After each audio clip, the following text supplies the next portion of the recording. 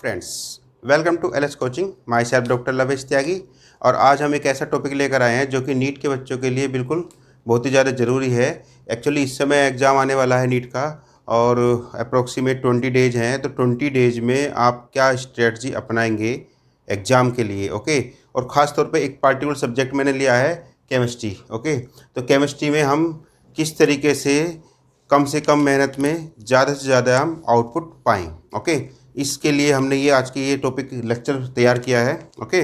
इसको हम स्टार्ट करते हैं। देखिए, सबसे पहले तो हमको ये जानना है कि एग्ज़ाम में किन चैप्टर में से आ रहा है और किन चैप्टर में से नहीं आ रहा है, ओके। और जिस चैप्टर में से आ रहा है क्वेश्चन, उसमें से क्या क्वेश्चन आ रहा है, ओके। तो ये पूरा मेरा जो सेशन है या लेक्चर है, ये लेक्चर सिर्फ बिल्कुल उसी चीज़ पर बेस रहेगा कि एग्ज़ाम में क्या चीज़ आ रही है, क्या क्वेश्चन पूछा जाएगा, ओके। सिर्फ इसी पर हमको फोकस करना है, हमको इधर उधर कहीं नहीं जाना है। सिर्फ और सिर्फ वो बात करनी है जो एग्ज़ाम से रिलेटेड हो, ओके। ठीक है, देखते हैं ज़रा, ओके, स्टार्ट करते हैं। सो फ्रेंड्स, जैसे कि हमारे पास केमिस्ट्री सब्जेक्ट है हमारा, तो केमिस्ट्री सब्जेक्ट में हम क्या कर सकते हैं। केमिस्ट्री सब्जेक्ट में देखिए, कुछ चैप्टर ऐसे होते हैं जो कि इम्पोर्टेंट होते हैं, कुछ चैप्टर ऐसे होते हैं जो कि अनइम्पोर्टेंट होते हैं, ओके। तो हमको क्या करना है, इंपॉर्टेंट चैप्टर को पकड़ना है और अनइम्पोर्टेंट चैप्टर को हमको छोड़ना भी नहीं है, लेकिन मतलब उसको हल्का सा पढ़ना है, लेकिन इंपॉर्टेंट पर फोकस ज़्यादा करना है, ओके। तो मोस्टली जब आप 10 ईयर देखते हैं एग्ज़ाम का, नीट का, तो 10 ईयर देखने के बाद हमको पता चलता है कि कुछ सिलेक्टिव चैप्टर हैं जहाँ से कंसेप्ट आती ही आती है। तो चैप्टर्स में क्या कर सकते हैं। चैप्टर्स में सबसे पहले हमारा atomic structure, okay, atomic structure, okay, chemical bonding, periodic table और coordination compounds, okay.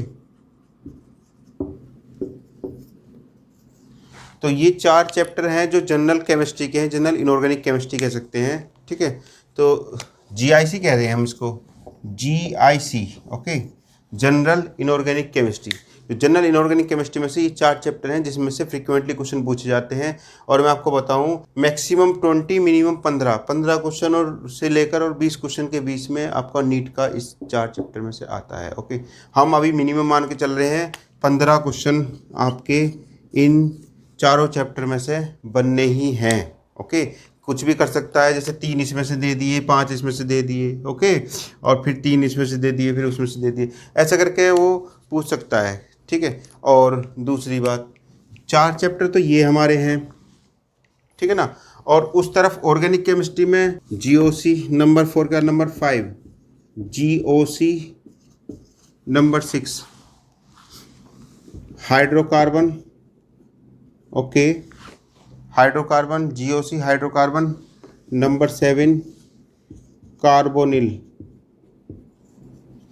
Okay. Most important chapter मैंने बताए हैं आपको ऑर्गेनिक केमिस्ट्री के, ठीक है। तो ऑर्गेनिक केमिस्ट्री में से इसी में से मोस्टली क्वेश्चन आ जाता है मैक्सिमम। और इसके बाद अगर करना चाहो तो अल्कोहल कर सकते हो, और अल्कोहल के साथ एल्किल हैलाइड, ओके, RX, ठीक।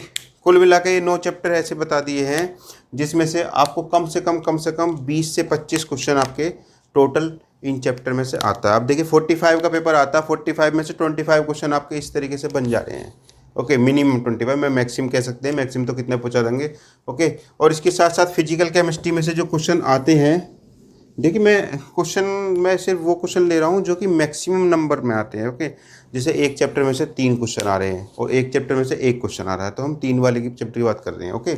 आते तो सब में से ही हैं, लेकिन इनमें से कुछ ज़्यादा नंबर ऑफ क्वेश्चंस आते हैं, ओके। और एक फिजिकल केमिस्ट्री में chemical equilibrium, okay, chemical equilibrium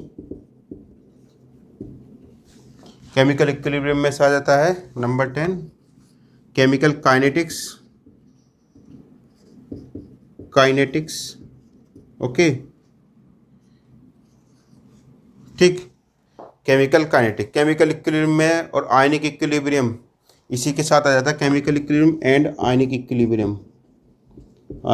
equilibrium, okay. और एक चैप्टर आता है सॉल्यूशन। ठीक है। सो फ्रेंड्स, ये 12 चैप्टर मैंने ऐसे बताए हैं जिसमें से नीट के अंदर अगर आपके पास इन 12 चैप्टर का सॉल्यूशन आप जान रहे हैं, क्वेश्चंस आपके इसके आ रहे हैं, आपको करने आ रहे हैं ना, तो समझ लो कि नीट के अंदर आपका जो है अप्रोक्सीमेट, मैं मानता हूँ ये पूरा चैप्टर में से लगभग 35 क्वेश्चन, ओके 35 क्वेश्चन, ध्यान दीजिए 35 क्वेश्चन आपके 45 में से 35 क्वेश्चन इन चैप्टर में से आएंगे। ओके, बाकी के 10 क्वेश्चन किसी में से, लोग बच्चे स्टूडेंट्स कहते हैं कि जो इलेक्ट्रोकेमिस्ट्री में से ज़्यादा आता, नहीं, इलेक्ट्रोकेमिस्ट्री एक क्वेश्चन आएगा मैक्सिमम, एक, कभी कभी 2 आ जाता है बस। ये जो आपका आता है सॉलिड स्टेट, कभी एक आ गया तो, ओके। और आपका थर्मोकेमिस्ट्री में से भी एक क्वेश्चन आता है। तो जिन चैप्टर में से एक क्वेश्चन आ रहा है मैंने उनको नहीं लिया है, ओके। जिस चैप्टर में से 3 क्वेश्चन आ रहे हैं, किसी में से 4 भी आ रहे हैं, ओके, उन चैप्टर को ही मैंने इसमें लिया है, ओके। तो ये वही चैप्टर हैं, ठीक, जिसमें से क्वेश्चन आपका आ रहा है, ओके। ये मोस्टली हमने जीआई से लिया है। इसमें इनऑर्गेनिक केमिस्ट्री हमने थोड़ा छोड़ दिया है क्योंकि इनऑर्गेनिक केमिस्ट्री का कोई क्वेश्चन फिक्स नहीं होता, ठीक है, लेकिन पी ब्लॉक में से क्वेश्चन आ जाता है। एक्चुअली वो इसलिए नहीं बताया क्योंकि पी ब्लॉक आपका पीरियोडिक टेबल अगर आपको आ रही है ना, तो आपका एसपीडीएफ, ओके, एसपीडीएफ ब्लॉक भी इसी से कवर हो जाते हैं। अगर पीरियड टेबल आपको अच्छी तरीके से आती है तो एसपीडीएफ ब्लॉक के जो क्वेश्चंस हैं जो नीट के अंदर आ रहे हैं वो क्वेश्चन यहाँ से सोल्व हो जाते हैं। एक्चुअली क्या होता है, नीट के अंदर कोई भी क्वेश्चन मोस्टली क्वेश्चन जो है कंसेप्चुअल आते हैं, ऐसे क्वेश्चन नहीं पूछे जाते रटने वाले क्वेश्चन, ओके। मतलब उसमें सिर्फ और सिर्फ कंसेप्ट जानेगा आपकी कि आप कितना कंसेप्चुअल पढ़े हैं, बस सीधी सी बात ये है नीट का, ओके। तो इसीलिए नीट के लिए आपको कंसेप्चुअल तैयारी करनी चाहिए, ओके। सो फाइनली ये हमारा पूरा सिलेबस था। अब हम 1 बाय 1 इसमें चलते हैं। फ्रेंड्स, आज की वीडियो में इतना ही, और वीडियो पसंद आए तो लाइक कीजिएगा, चैनल को सब्सक्राइब कीजिए और शेयर भी कीजिएगा, और अगर सब्सक्राइब करते हैं तो बगल में बेल आइकन का बटन है उसको जरूर दबाइएगा, ओके। आज के लिए इतने काफ़ी है। Thank you very much, good bye.